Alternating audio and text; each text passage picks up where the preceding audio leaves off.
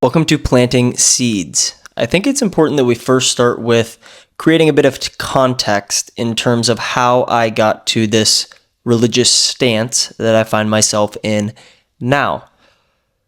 As I grew up, we never went to church, and God wasn't discussed much in school because I went to public schools my entire life. And so I never really came into contact with any idea of what God was or what God could be. Now we fast forward to about 2020, I start learning about synchronicities and start believing in powers that are outside of myself, the acknowledgement that something is out there, something is more powerful than myself, which is a beautiful place to get to. And it kind of opens the door for thought, for different thoughts to come in. And I stayed in this stance until just a few months ago when I was reading Carl Jung, and he writes about belief. He writes about the idea that whether you choose to believe in God or not, you are choosing to believe in something that cannot be seen. Rather, you're choosing to believe in a feeling or a spirit. But either way, you're choosing to believe. And so he talked about choosing to believe in something that is mystical and might give your own life more meaning. And as I meditated on those words, it became very clear to me that, of course, I believe in God. It's just that I've always grown up with this belief that God held a physical form. He is in a robe with a cane, and he sits in heaven and judges people, and then we get to the end of our life and he decides if we go to heaven or hell. And as soon as I released this belief in my mind that God held a physical form, and instead God is an essence, a spirit. God lives in the trees, the leaves, the rain, the grass, the wind, the clouds, everything, in me, in you. And as soon as I came to that belief, it made perfect sense as to why and how and my belief in God. And so with that bit of context and in this religious stance that I find myself in now, let's get going. Most every day I will wake up and read from the Bible. And because biblical literature is intended to be meditative literature, I'll read a little bit and then I'll meditate on the word, normally in the form of my own writing. And that's when my spirit spoke to me and said, I should share this, and that we can have this be a raw, somewhat unedited show just about the Word of God and my interpretation of it. And you can choose to agree or disagree with that interpretation, but hopefully it just provokes some thought into your own mind and spreads some light into your own life, and let this be a positive space. And with that, let's start with Matthew 5:14, which reads, "You are the light of the world. A city set on a hill cannot be hidden." And the first thing that I notice is the verbiage "you are." It's common in the Bible to use this verbiage, "you are." You are meaning currently, right now, in this very moment, you are the light of the world. You, me, everyone, we are the light of the world. A city set on a hill cannot be hidden. I interpret this to be me as the city. And I'm set on this hill. And a hill is an elevated place. So in this elevated stance, in this elevated way of being, I cannot be hidden. But be hidden from what?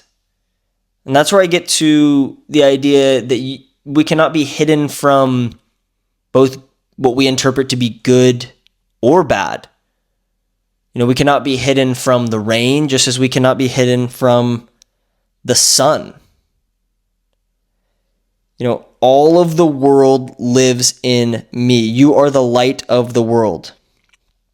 You and me, we are the light of the entire world. You are right now in this very moment.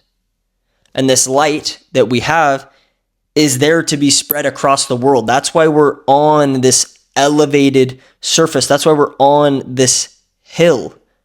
Matthew 5:15 goes on to say, "Nor do people light a lamp and put it under a basket, but on a stand, and it gives light to all in the house." So we have a city on a hill and a lamp on a stand, both on elevated surfaces. We're meant to live in this elevated state, in this elevated way of being. And the only one who has the power to dim it, to put it under a basket, is ourselves, is the self. Right now, it reads, right now, you are the light of the world. Right now, I have this light inside of me. The only one who can dim it is me. And how can it be dimmed? Well, it can be dimmed because we're on this hill. We are on this elevated surface, open to the weathering of the world, the opinions of others, the beliefs of others, as well as ourselves, and the way that we interpret those thoughts or beliefs. In the same way, let your light shine before others. We are meant to let our light shine onto others, to give our light to others. You think about a flashlight. When a flashlight shines light onto something, its own light is not dimmed. And so it's just in our own stance, in the light that I can spread to others, my own light is not dimmed. This is an infinite energy. This light inside of each of us, it is the light of the world. It is infinite. It is not finite. Nor do people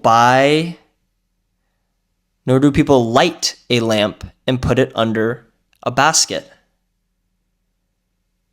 but on a stand, and it gives light to all in the house. My light is meant to be placed on a stand where it can provide light to everyone in the house of God. The purpose of my light is not to be hidden. It is to give. Give my light, the light that is the light of the world. And I really love you are, the phrasing of you are, as in currently, right now, this is what is true. A city on a hill, a lamp on a stand, elevated places to spread my light. Ascent, it is upwards motion. And this is natural in walking with God and walking with this essence. It is only I who has the power to dim my light. Therefore, should I choose to walk with this essence, to walk with God, and let my light shine, it is a natural ascension. It is a natural elevated stance, an elevated way of being that we come into. And in that natural place, we are meant to spread our light to others. So with the understanding that I am the only one who can dim my own light, I ask myself, where am I dimming my own light? And for me, it comes into not keeping my word with myself. For instance, yesterday I wanted to get up at 6:30 to get things done, and the alarm went off at 6:30. I slept till 7. My light is meant to shine. Staying in bed, my light is not able to shine. I was intended to get up at that time. Now today, I wanted to get up at 6:45. I got up at 6:45, and it's just a different spirit when you live in alignment with your own word. And that, to me, living in alignment with my own word, with what I know, with my values, is allowing the light of the world to shine on to others. And I love this passage because it's telling me that currently, right now, in this very moment, I am the light of the world, and that you cannot hide it. A city set on a hill cannot be hidden. Therefore, let us shine our light to others, to give to others, to give glory to others, to not the self, so that they may see your good works and give glory to your Father who is in heaven. And I think one important distinction in the way that I've come to interpret heaven is that heaven is meant to be experienced on earth. Therefore, if we believe that heaven is a place to be meant to experience on earth, that in letting my light shine and in walking with God and walking with this essence, I am more open and able to experience heaven on earth. My light cannot be hidden. So just remember as you go throughout the day that a city set on a hill cannot be hidden. Your light cannot be hidden. You are meant to shine and to give to others. You do not light a lamp and put it under a basket. No. You put it on a stand and it gives light to all in the house. We do not lose anything by giving. Instead, we gain the entire world. We gain this relationship with others. And if we interpret others to be God, because God lives in all of us, then we become closer to God, and our light is able to shine to all of those, because we are meant to be in this elevated state. You are meant to live in a state of positivity, of happiness, of joy, of bliss. It is in you. It is current right now in this very moment. So allow your light to shine on to the world today.